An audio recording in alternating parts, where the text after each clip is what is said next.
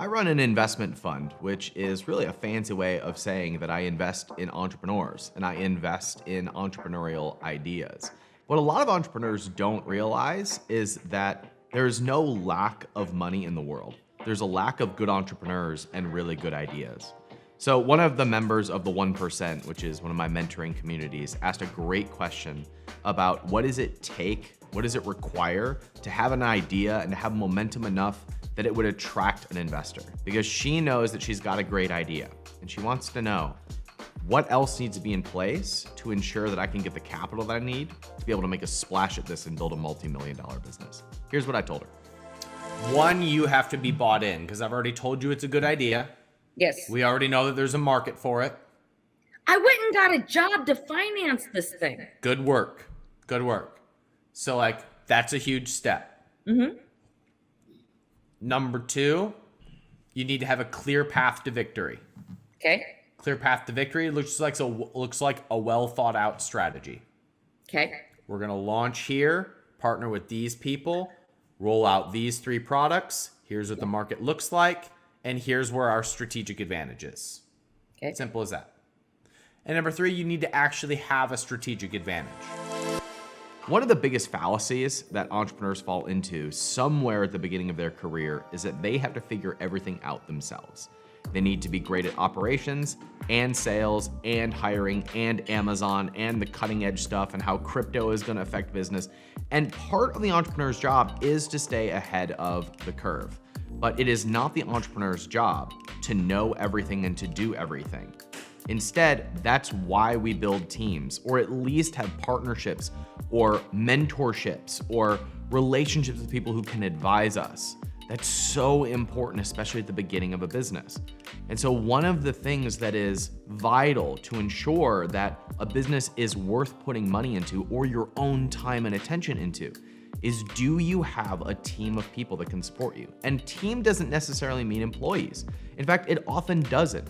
It just means, do you have the partnerships and the relationships to be able to ensure that you have a strategic advantage? Most strategic advantages do not come from what you know or even your market timing. They come from the relationships that you have. Do you have the ability to call upon people who can help you get ahead in the marketplace? And when you have a good team in place, almost any project can be successful. A strategic advantage can look like an influencer that you've partnered with, an audience that you've built, an advisor on board who has some sort of distribution in retail. Okay. You need to have some sort of edge over everybody else. You've given 20% of the company to somebody in the 1% who is an absolute Amazon ninja, right? And there's a bunch of those in the 1%. You are not the operator of this business. You don't want to be the operator of this business. No. Right? You need to have some relationships with verbal agreements that when you go with this, you're going to bring these people on board. You need to have some sort of strategic advantage that wins in the marketplace. Again, that could be somebody who has huge distribution or a retail presence or is whiz bang on Amazon. And I don't care if you use Amazon or Kickstarter or go retail or build a funnel. I don't care. I just, as an investor, need to see that you have a plan to win and you have a partnership with someone who actually has experience executing that strategy that you've chosen. Okay. So you need to be bought in.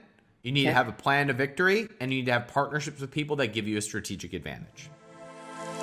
When it comes to money and whether or not a business deserves money, the entrepreneur has to be playing to win something, has to be playing for something.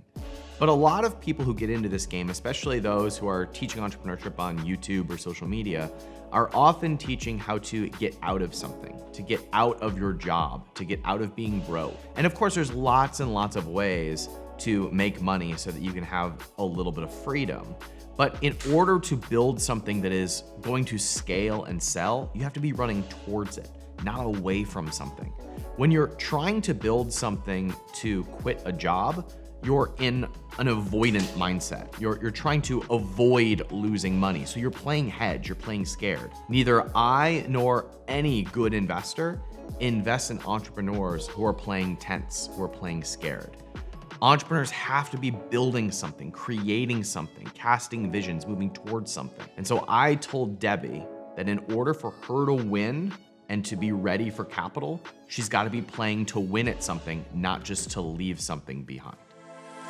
You have to actually like what you are doing, and then it doesn't matter to you what the short-term results are. And it doesn't matter that you have to work it from 6 p.m. to 10 p.m. 5 days a week, because you actually like it. This is one of those things that like you don't know until you actually experience it. Okay. But I have to tell you anyway, if you do the business that you like, it's the one that will open up doors and make you money the fastest to get you out of the job. But when you're operating from this place of, I want to quit my job, tell me what to do in the business to quit my job, you're fucked. And the reason you're fucked is because you start pursuing the short-term profit rather than doing the things that are actually meaningful in the business. And that just keeps you in a trap that you never get out of.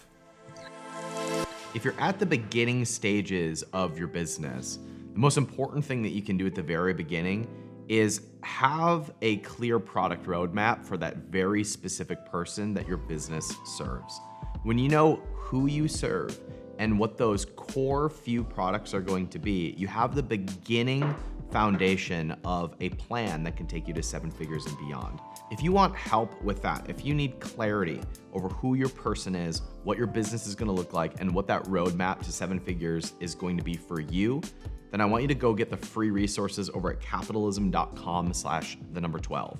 Those are the cliff notes to my book called 12 Months to 1 Million. This will help you put together a plan for a business that you can grow to 7 figures and beyond. And if you want to go further after going through those cliff notes, then we have some other options, or you can get the book as well. But that's the free place where you can get the cliff notes and get the foundation for a 7-figure business that I might want to invest in one day. Thanks for watching this video. If you found value in it, please let me know in the comments, and I'll see you on the next video.